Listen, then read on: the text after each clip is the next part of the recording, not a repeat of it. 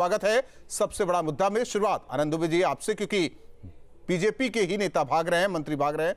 सवाल इस बात को लेकर कि भागम भाग क्या बीजेपी को भारी पड़ने वाली है या जिस दल में ये नेता जा रहे हैं उस दल को भारी पड़ेगी?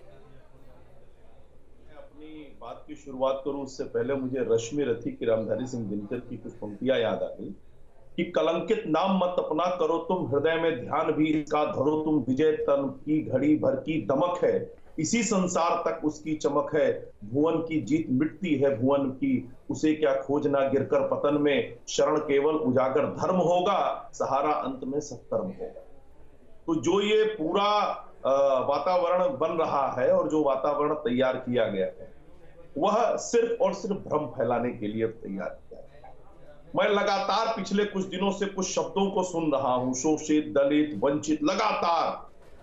और ये एक ऐसा सुविधाजनक मुहावरा है जो अपने निजी फायदे के लिए पिछले कई दशकों से राजनीति में इस्तेमाल होता चला आ रहा है और इसी का सहारा वो स्वामी प्रसाद मौर्य जी भी ले रहे हैं और जो लोग भी इस्तीफा देकर गए हैं। अब देखिए, स्वामी प्रसाद मौर्य जी ने कहा जी दलित और पिछड़ों की बड़ी उपेक्षा हुई, तो मैं आपको गिनाना चाहता हूं। उपेक्षा जब खूब हुई तो स्वामी प्रसाद मौर्य जी और उनके बेटे को टिकट दे दिया गया, वो जीते तो मंत्री बन गए, बेटे हार गए। इसके बाद और उपेक्षा होती गई, उपेक्षा बढ़ी तो 2019 में उनकी बेटी को जो है टिकट दे दिया गया, वो सांसद बन गई। और उपेक्षा बढ़ी तो उनकी बहू ब्लॉक प्रमुख बन गई।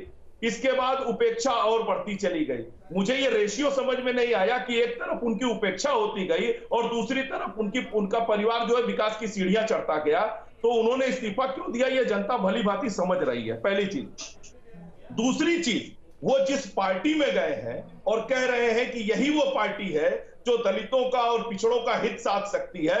मैं बताना चाहता हूं कि 2012 में अखिलेश यादव जी की जब कैबिनेट बनी थी तो उस समय 19 कैबिनेट मिनिस्टर बने थे, जिसमें सिर्फ 6 यादव जाति से थे और अखिलेश यादव जी को जोड़ दीजिए तो 7 हो जाते हैं। और पिछड़ी जाति से एक भी कैबिनेट मिनिस्टर नहीं था। उस समय की लिस्ट उठाकर देख लीजिए।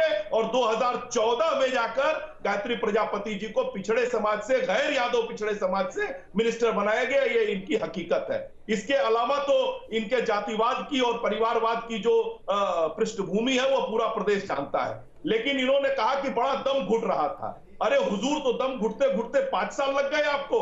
कमरे में अगर बदबूदार हवा भर रही थी तो पहले निकल कर चले जाते, किसने रोका था? और मैं तो शुक्र मनाता हूं कि कम से कम इस देश में चुनाव जैसी चीज है और चुनाव आयोग ने तिथि डिक्लेयर कर दी ताकि इनको इनकी घुटन का पता चला, वरना चुनाव नहीं होता तो पता चलता ये बेचारे केन पांडे जी अंदाजा नहीं लगता। जो नेता जा रहे हैं